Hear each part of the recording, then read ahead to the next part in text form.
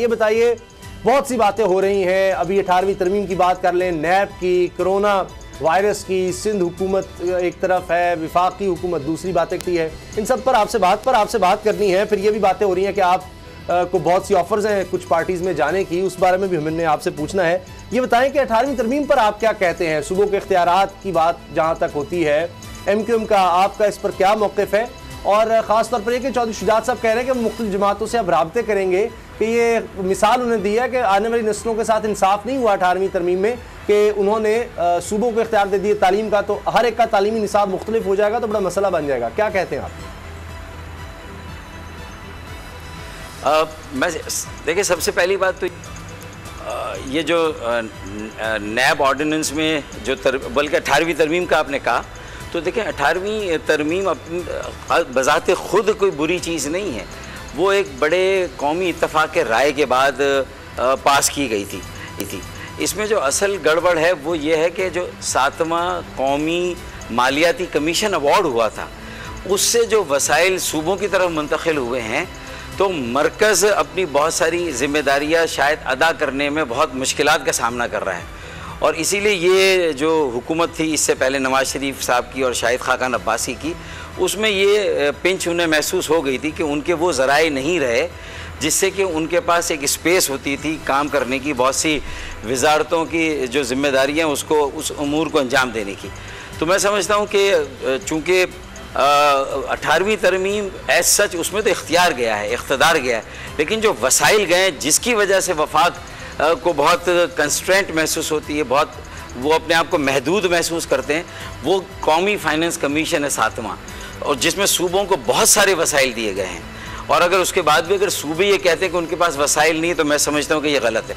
और सूबों ने वो वसाइल फिर और नीचे डेलीगेट नहीं किए, बल्दियाती इदारों को, बल्दियाती हुकूमतों को या शहरी और ज़िले हुकूमतों को नहीं दिए। तो असल में यहाँ गड़बड़ है कि सूबे बहुत ज़्यादा अनबिल्डी हो गए, अनमैनेजेबल हो गए, और फिर सूबों ने 18वीं तरमीम में इख्तियारात भी लिए, और जो मुशर्रफ के ज़माने का जो बल्दियाती कानून था उसके इख्तियारात भी ख़त्म करके वो सारे इख्तियारात भी वापस ले लिए। तो इसलिए थोड़ा सूबे गुंजलक नज़र आते हैं, बहुत अनबिल्डी, अनमैनेजेबल नज़र आती है। फारूक साहब, आपने अभी एक बात की कि 18वीं तरमीम के तहत सूबों को बेतहाशा इख्तियारात मिले, लेकिन अब हम देख रहे हैं कि ये कोरोना के इशू पर वफाक, ख़ास तौर पर सिंध और वफाक की ठनी हुई है। सिंध ये कहता है कि हम वफाक की तरफ देख रहे हैं, और वफाक ये कहता है कि सिंध के पास 18वीं तरमीम के बाद इख्तियारात हैं, वो इख्तियारात खुद इस्तेमाल करे। तो कोई समझ नहीं आ रही, एक हौच पौच बना हुआ है कि ये सियासत किस चीज़ की सियासत हो रही है। अगर इख्तियारात सिंध गवर्नमेंट के पास हैं तो वो डिसीजन मेकिंग करे, वो बार बार वफाक को क्यों मोर्दे इल्ज़ाम ठहराती है? देखिए, इसमें तो कोई शुबा नहीं है कि 18वीं तरमीम में बेतहाशा इख्तियारात और इख्तिदार और जो पॉलिसी करने और फैसला करने के इख्तियारात थे वो नीचे गए हैं सूबों के पास। इसमें कोई कलाम नहीं, इसमें कोई दो राय हो ही नहीं सकती है। इसलिए सूबों का अब मज़ीद इख्तियारात के लिए रोना मैं समझता हूँ कि ये मगरमच्छ के आंसू है। मतलब ये वो अपनी ज़िम्मेदारियाँ अदा नहीं कर रहे और किसी तरह उससे फ़रार इख्तियार कर रहे हैं। और बल्कि उन्होंने तो बल्दियाती इख्तियारात भी वापस लिए जो डिवॉल्व हुए थे, जो निचली सतह पर जो इख्तिदार और इख्तियारात मुंतकिल हुए थे, और वसाइल भी वो भी वापस ले लिए। तो सूबे तो अपनी जगह पर एक मुकम्मल इख्तिदार, इख्तियार, वसाइल, उनके पास हर तरह के जो है वो इख्तियारात हैं, वो रोना नहीं रो सकते। हाँ, मरकज़ का बहरहाल रोना है इख्तियार और इख्तिदार का, लेकिन वसाइल का रोना 18वीं तरमीम से नहीं जुड़ा हुआ, वो कौमी मालियाती कमीशन से जुड़ा हुआ है। सेल्स टैक्स है जो कि यूटिलिटी पर वो सूबा सिंध ने कहा कि हमें दें, शायद पंजाब ने कहा कि हमारे बिहाफ पे वफाकी जमा करे, लेकिन जमा करके सूबों को देता है। तो सिर्फ सेल्स टैक्स थोड़ा सा नीचे गया है, वरना मैं समझता हूँ कि बाकी जो तकसीम हुई है वसाइल की, उसमें जो है वो सूबों को बहुत फायदा हो गया। आगे लेके ना जो है वो जो आपके मेयर है कराची के, वो भी रो रहे हैं कि मेरे पास अख्तियार ही नहीं है, मेरे पास कोई चीज़ है ही नहीं है, और इसलिए मैं डिलीवर नहीं कर पा रहा। और दूसरी बात ये है कि कराची में MQM एक बहुत बड़ी स्टेक होल्डर थी। अब कोरोना के इशू पर कराची में कोरोना फैल रहा है, कराची के लोग मुसीबत में हैं, कराची में ताजर जो है लॉकडाउन के खिलाफ बातें कर रहे हैं, वफाक की PTI की बात हो रही है, पार्टी की बात हो रही है, मुझे MQM नजर नहीं आ रही। कराची की सबसे बड़ी स्टेक होल्डर बिल्कुल गायब है। क्या आप किस तरह से देख रहे हैं, क्यों गायब है वो? ना सिर्फ MQM बिल्कुल मंजर से गायब है, उसके मेयर को भी आप कहीं नहीं देख रहे, और कोरोना से लड़ने में कोई रोल नज़र नहीं आ रहा। वसाइल नहीं है, इख्तियारात नहीं हैं, लेकिन आवाम में आपका क्लेम है कि आपकी जड़ें तो आवाम में हैं, वोट तो आपने लोगों से लिए हैं, आपके नुमाइंदों को अपने इलाकों में नज़र आना चाहिए, अपने इलाकों में मौजूद होना चाहिए। UC चेयरमैन से लेकर डिस्ट्रिक्ट चेयरमैन, मेयर कराची और जितने भी MNAs और MPAs हैं, मुझे तो अफसोस इस बात का होता है कि MQM तो MQM, जो PTI के नुमाइंदे यहाँ सिंध के शहरी इलाकों और कराची से ख़ास तौर पर जीते, और ज़ाहिर है कि कुछ सीटें उन्होंने जीती और कुछ उन्हें जिताई गई, कुछ उनकी किस्मत ने उन्हें साथ दिया और वो सीटें उनको मिल गई। लेकिन मुझे कोई ऑपोजिशन सिंध में नज़र ही नहीं आ रही। कंवर नवेद पार्लिमानी लीडर है MQM के, वो कहीं पर नहीं नज़र आ रहे बयान देते हुए कि सूबाई हुकूमत की कौन सी पॉलिसी सही है, कौन सी पॉलिसी गलत है, राशन कितना तकसीम हुआ, 8 अरब का क्लेम किया गया। सुप्रीम कोर्ट ने कहा कि नाकिस राशन बटा है, और वो अगर 8 अरब का बटा है और 4 लाख लोगों में बट गया है, तो वो 4 लाख लोगों के कम से कम ID कार्ड तो डिस्प्ले कर दिए जाए ना वेबसाइट पे कि ये 4 लाख लोग हैं जिनको ये राशन मिला है। तो सिर्फ क्लेम नज़र आ रहे हैं। सूबाई हुकूमत ने एक अच्छा काम किया था कि वो लॉकडाउन की तरफ पहले चले गए थे। कोरोना की टेस्ट जो किट्स थी उन्होंने पहले मंगा के उसके टेस्ट पहले शुरू कर दिए, इसलिए उनके पास और उनके इस इक़दाम को सबने सराहा था। लेकिन उसके बाद जब राशन की तकसीम का नंबर आया तो डिस्ट्रिक्ट एडमिनिस्ट्रेशन के पास मुख्तलिफ मोहल्लों के नौजवानों की कोई फोर्स मौजूद नहीं जिसके ज़रिए से ये राशन बांटा जाए। तो लिहाजा जो मनपसंद अफराद थे, जो कारकुनान और उनके घर वाले थे, जो सिर्फ उनके जानने वाले थे, या तो अगर बटा है तो सिर्फ उन लोगों में बटा है। और सफेद पोश तो ऐसे हैं जो बाहर निकलकर छीना झपटी में ट्रकों के पीछे लाइन लगाकर, या अब्दुल्ला कॉलेज में जो एहसास प्रोग्राम के 12,000 रुपए मिले, वो लेने के लिए भी वो तो वहाँ भी नहीं गई। मेरी बहनें मेरी सफेद पोश घरानों की हैं, वो तो अभी भी घरों में ये भूख से फाके से मर रहे हैं वो। जी फारूक सत्तार साहब, मैं सवाल ही कर रहा था, आपने कहा कि MQM को भी स्टेक मिला, वो भी इलेक्शन वहाँ से लड़े हैं, उनको जाना चाहिए, तहरीक इंसाफ भी लड़ी, उसको वोट दिलवाए गए। आपकी क्या मुराद है? यानी आप इलेक्शन जब लड़े तो आप हारे या आपको हरवाया गया है? देखिए, मेरा तो पहले दिन से ये मौक़िफ़ है, कम से कम 4 से 6 सीटें MQM की छीनी गई हैं, और वो इसलिए आसान हो गई कि जो हमारे यहाँ हमने गलतियाँ की और 2013 के इलेक्शन से सबक नहीं सीखा, और उसके बाद अपनी सफ़ों को दोबारा से ऑर्गेनाइज नहीं किया, ओवर कॉन्फिडेंस में मारे गए। फिर जाहिर है कि एक लंदन से हमने अलहदगी इख्तियार की थी, उसका एक फैक्टर था, और इसी तरीके से फिर मुस्तफ़ा कमाल साहब ने अपना एक PSP बनाई हुई थी। फिर हमारे आपस में जो है वो बहुत सारे, एक और ग्रुप हमारा बन गया, हमारा इख्तलाफ आपस में हो गया, तो वो सारी चीज़ों से ये आसान हो गया कि कुछ सीटें तो नेचुरली हम हारे हैं, कम से कम 4 सीटें हम नेचुरली हारे हैं, लेकिन 4 से 6 सीटें हमारी ली गई हैं। और मैं तो अदालत में हूँ, मैं साबित भी कर रहा हूँ कि 20,000 बैलेट पेपर सिर्फ मेरे हल्के से लापता हैं, गायब हैं, उनकी कोई उसको अकाउंट फॉर नहीं किया गया और वो कहीं मौजूद ही नहीं है। तो उससे जरा वाज़ेह हो जाता है कि किस किस्म की धांधली हुई है। मेरा सवाल फिर वही है कि कराची के मेयर तो MQM के हैं, वो फोटो सेशन के लिए तो पहुंच जाते हैं, लेकिन अभी तक मुझे कोई उनकी सर्विस नजर नहीं आई। कोरोना वाले इशू पर कराची में MQM खामोश क्यों है? MQM के मेयर चुप क्यों है? MQM जो कराची की मालिक थी, कराची की करता धरता थी, आज क्यों नहीं नजर आ रही? देखिए, ये जो इस वक्त MQM है, इसे अगर आप MQM ना कहे तो ज़्यादा बेहतर है, क्योंकि ये तो मुनाफा कौमी मूवमेंट बन गई है, ये मुत्तहदा कौमी मूवमेंट नहीं है। और मेरा यही झगड़ा था इन मुनाफा खोरों से, जिसकी वजह से मैंने कहा कि नज़रियाती अवामी एक इनकलाबी MQM जो 1984 में हमने कायम की थी, जिसने 1986 में बड़े जलसों के रिकॉर्ड तोड़े, और उसके बाद चंद सालों में वो आए, उन्होंने देखा और उन्होंने फतह किया। हमने झाड़ू फेर दी, मैदान मार लिया, नौजवानों का कितना बड़ा इनकलाब आया। पहले मैं 28 साल की उम्र में मेयर बना, उसके बाद मुस्तफ़ा कमाल साहब 33 साल की उम्र में मेयर बने। वो हमारे वो साल थे जब हम नज़रियाती बुनियादों पर काम कर रहे थे, मुखलिस पुरखुलूस नीयत के साथ बेलौस लोगों की खिदमत कर रहे थे, दिन रात काम करना, दिल और जान से काम करना। लोग हमारी मिसाल देते थे, हमारे नज़्म ज़ब्त की, हमारे डिसिप्लिन की, हमारी तंजीम की।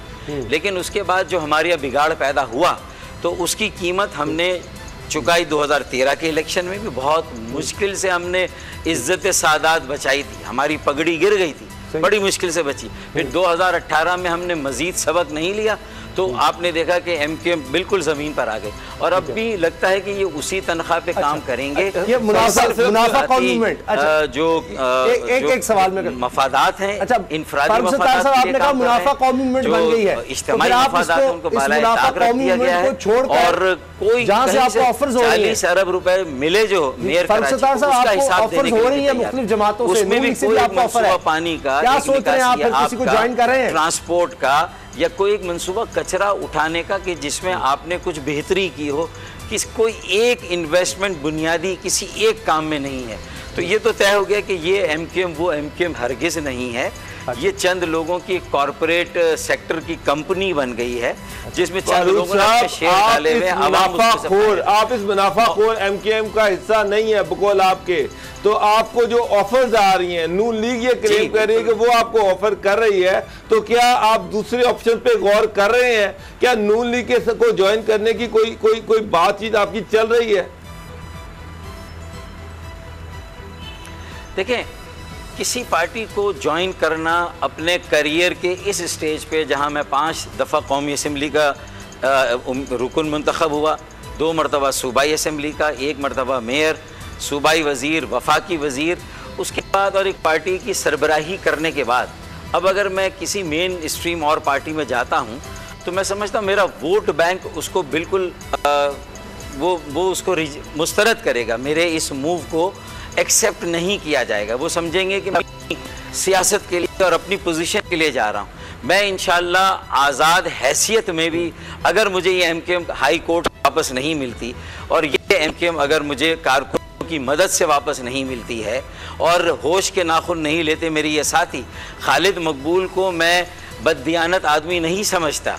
खालिद मकबूल सिद्दीकी इस पूरी लॉट में बेहतर आदमी है, लेकिन खालिद मकबूल सिद्दीकी भी डमी सरबराह बन गए हैं। उन्होंने भी उसी तनख्वाह पे काम करने का फैसला कर लिया है और बड़ी खूबसूरती से, ये इमरान खान से झगड़ा नहीं था कि 162 अरब का पैकेज नहीं मिला, ये सारा झगड़ा पार्टी के अंदर का था।